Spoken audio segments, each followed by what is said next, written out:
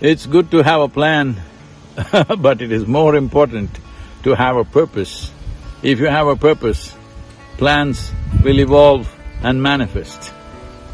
We must understand this, that plans are logical manifestations of how to fulfill a purpose.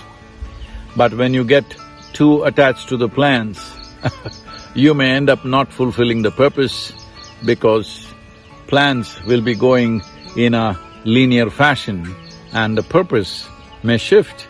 As you know, the planet is round and everything in the universe is circular, so as it shifts, you will have to shift your plans, but never let go of the purpose.